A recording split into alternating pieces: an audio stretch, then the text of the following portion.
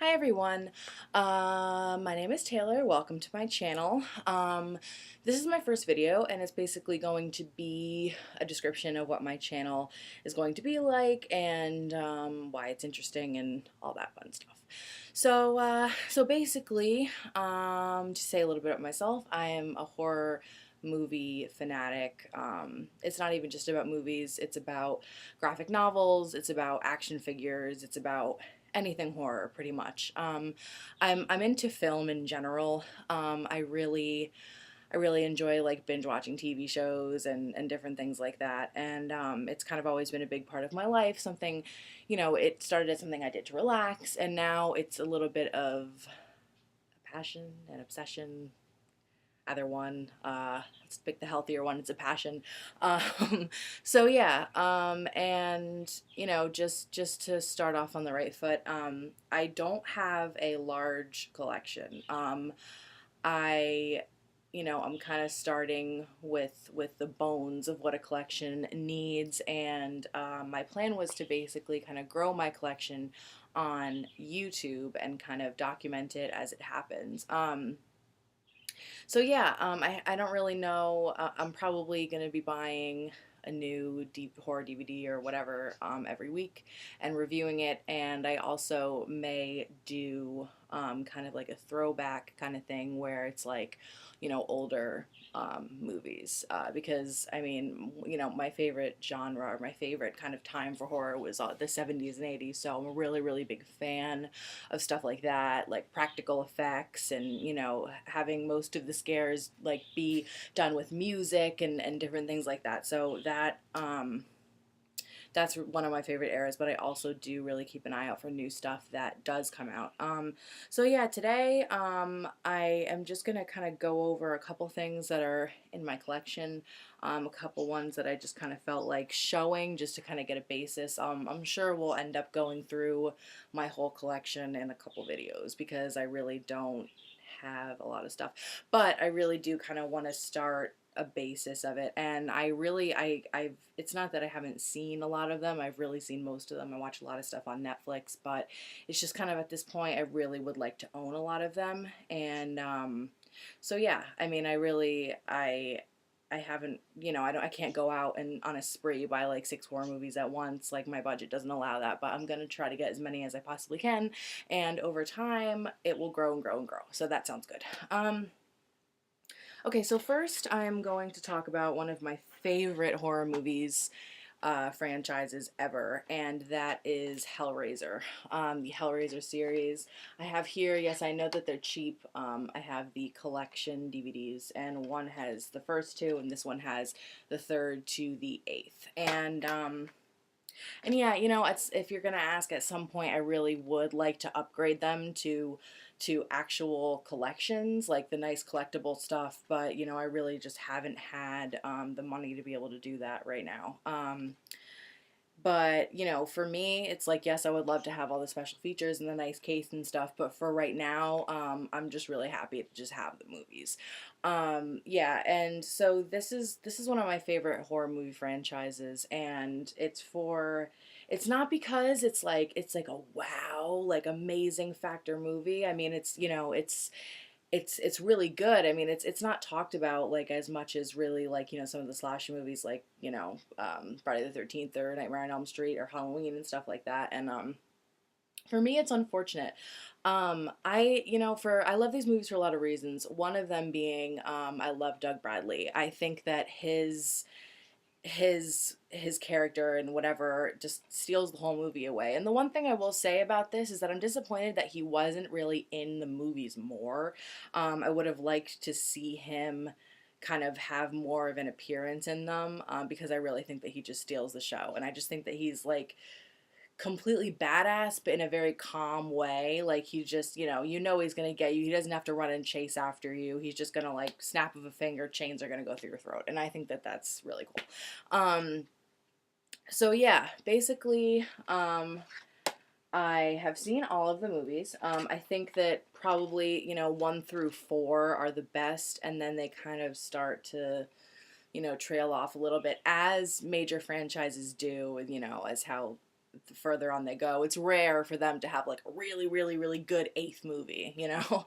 But basically, oh, and I don't have the newer one that came out in like 2011 or 2012. I saw it. I really, really didn't like it. For me, the only pinhead is Doug Bradley. And, you know, I actually have a shirt, which I'll probably show in another video, that's signed by Doug Bradley that says, "No remakes, please. It's a waste of good celluloid," which, you know, if you know the movie, comes from the line, "No tears, please. It's a waste of good suffering." And I just thought that was really cute, and I definitely wanted to support the cause, so I bought it. But yeah, I mean, I love these movies. Another main reason I love it is because it's from Clive Barker. I love Clive Barker. His books are amazing. His films are amazing. I mean, you know, he did Candyman. I just think that he's so incredibly talented that I can't even describe it. And I actually, if you like these movies and you haven't read the short novel or the novella that this was based off of, it's called The Hellbound Heart by Clive Barker, and it's a quick read. It's very short. It's basically just the story of the first movie. A couple details are changed around, but you know, I really, really, really enjoy the book. I mean, I think that the book is almost better than the movie. It's just every single word is just like verbal, like syrup, like being poured in like the best possible way. Like, it's just amazing. So I loved that. And so yeah, these are the first ones that I wanted to talk about. Next I have The Conjuring. And I know that The Conjuring is more recent. I know that it didn't come out like yesterday. I know that probably everybody's seen it and whatever, but I just like to talk about it because, you know, I like it for a number of reasons. I was really, really excited to see it because it's about Ed and Lorraine Warren. And if you don't know, you haven't seen it, Ed and Lorraine Warren are demonologists.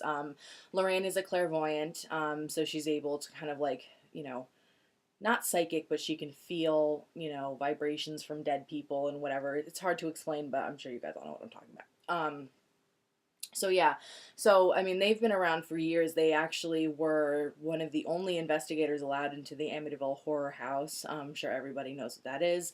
So they did their investigation there, and that's what kind of like brought them out. And for years, I mean, they've just been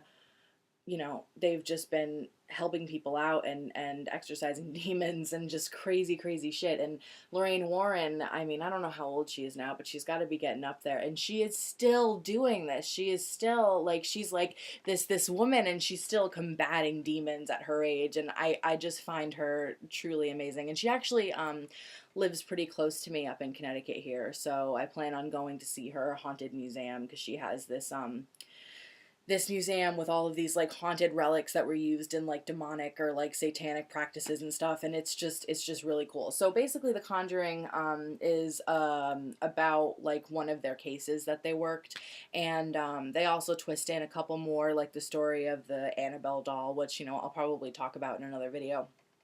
But I really, really thought this was good. I loved how Lorraine Warren did, I don't know if you call it a cameo, but I guess it was a cameo.